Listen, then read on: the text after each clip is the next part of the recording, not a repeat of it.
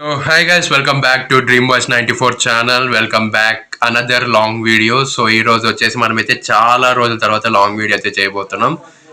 So ఈ రోజు వచ్చేసి మనమైతే దేని గురించి చూడబోతున్నాము అంటే హరిదాసులు వాళ్ళు సంక్రాంతి రోజు వచ్చి వాళ్ళు మనకైతే బియ్యం అయితే తీసుకొని పోతారు కదా. అసలు వాళ్ళు ఎందుకు వస్తారు, వాళ్ళు ఎవరు ఏంటి అనేది ఈ వీడియోలో అయితే చూద్దాం. చివరి వరకు చూడండి, ఎక్కడ స్కిప్ చేయొద్దండి.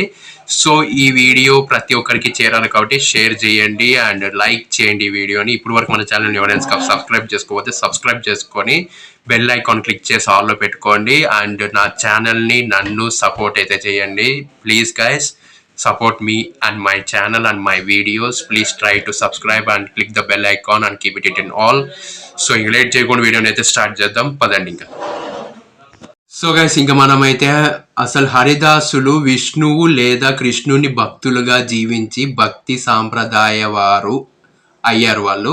సో విష్ణువుని వాళ్ళు కృష్ణుడిని ఇద్దరిని భక్తులుగా వాళ్ళైతే అనుకొని వాళ్ళైతే వాళ్ళ జీవనాన్ని కొనసాగిస్తున్నారు.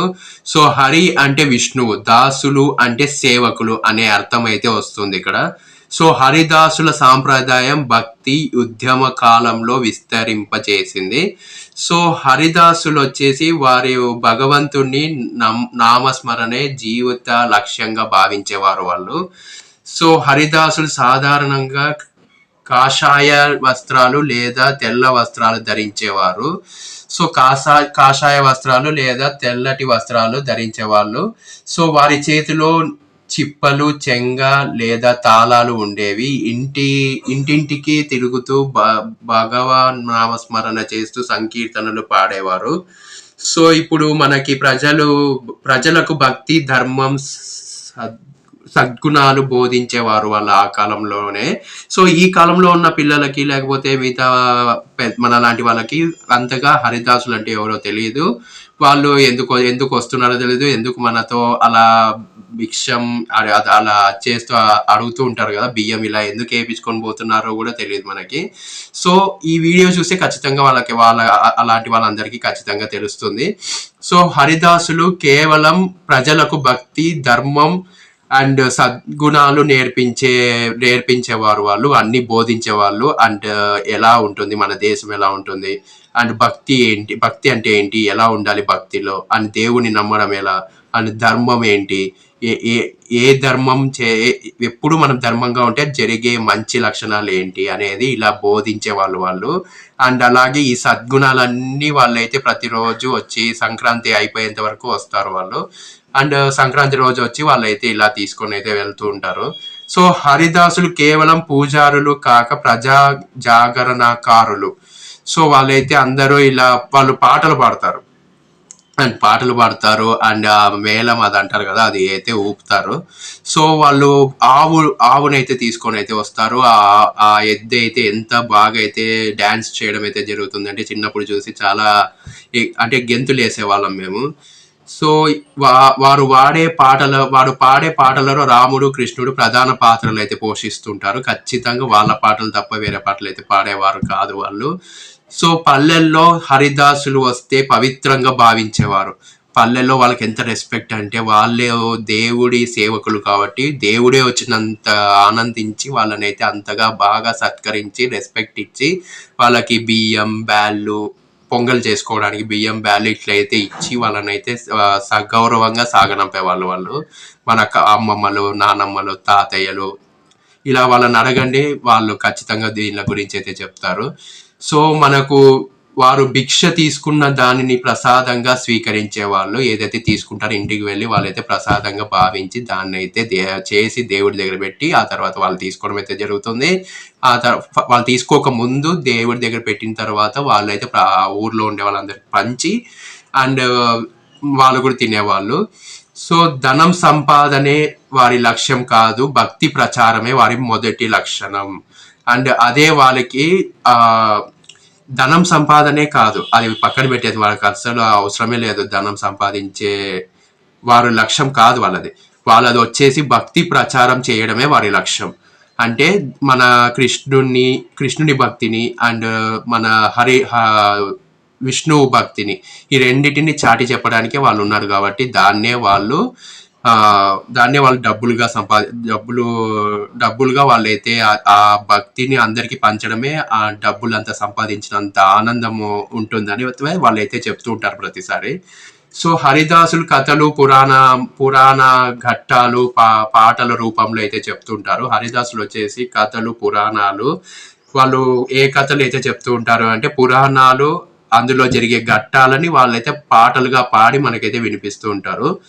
వారు హరిదాసులు మనకు వారు కుల భేదాలు లేని వాళ్ళు భక్తిలో అందరూ సమానమే అని చెప్పేవాళ్ళు. ఎవరికి ఏది మనకి భక్తిలో మాత్రం కుల మత భేదం అయితే లేదు. అందరూ ఒకటే, అందరూ భక్తికి అర్హులే. అందరూ విష్ణువుని నామస్మరణ చేయొచ్చు, కృష్ణుని నామస్మరణ చేయొచ్చు, రాముడు అండ్ శివుడు అండ్ ఆంజనేయ స్వామి, హనుమంతుడు అందరినీ ఒకటే, అందరినీ పూజించవచ్చు. ఇందులో కుల మత భేదాలు అస్సలు లేవు.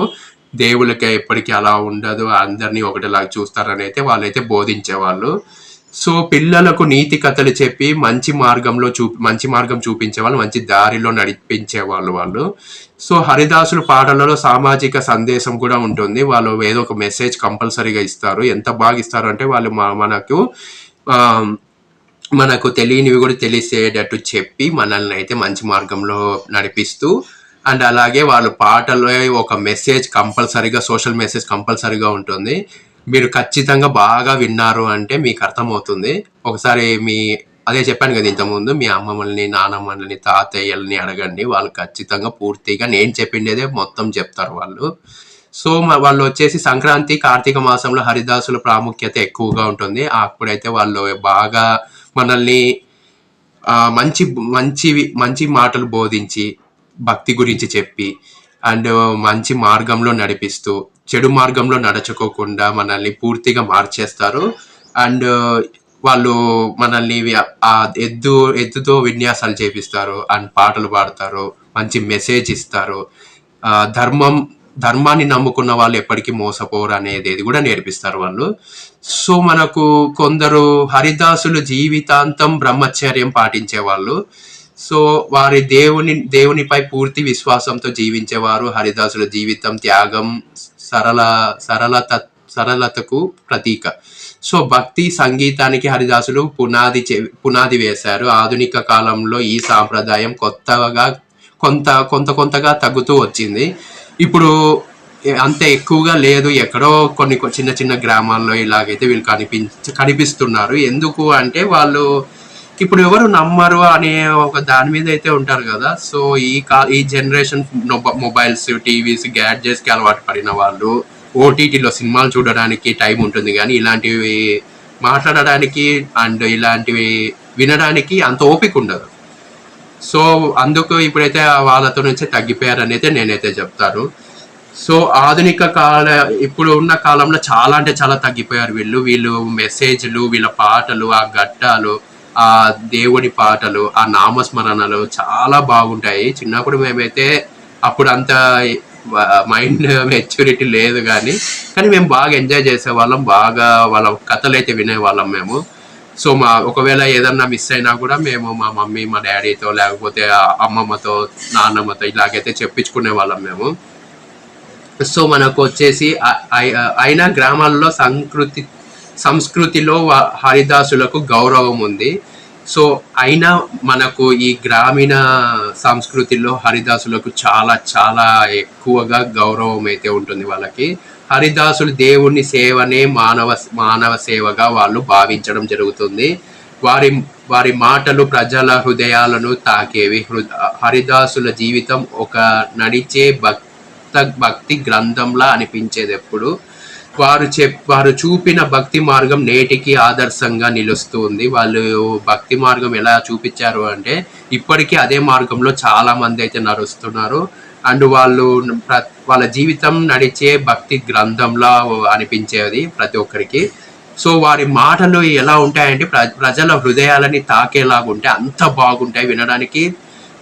చెవుల్లో చాలా ఆనందంగా ఉంటుంది అలా వాళ్ళ మాటలు వింటూ ఉంటే. అలాగే వింటూ ఉండిపోవాలనిపిస్తుంది. సో హరిదాసులు వచ్చేసి హరిదాసులు భారతీయ భక్తి సాంప్రదాయానికి అమూల్యమైన వారసత్వం తీసుకొచ్చారని అయితే నేనైతే చెప్తూ ఉంటాను. సో వీళ్ళు వచ్చేసి వచ్చి వాళ్ళైతే డబ్బులు దానం చేయమంటారు. అండ్ వచ్చేసి ఆ దానం చేసిన తర్వాత మన అమ్మ ఏమైతే ఇస్తుందంటే బియ్యం బ్యాళ్ళు ఇలాగైతే ఇస్తుంది. అండ్ కొంచెం డబ్బులు అయితే ఇస్తుంది. వాళ్ళైతే చేతిలో చిన్న వీణ ఉంటుంది కదా, అది పట్టుకుంటారు. అండ్ చేతిలో తాళాలు అయితే పట్టుకుంటారు. అండ్ వాళ్ళు పాడే దాంట్లో ఖచ్చితంగా హరినామస్మరణ ఇంకా కృష్ణ నామస్మరణ అయితే ఉంటుంది.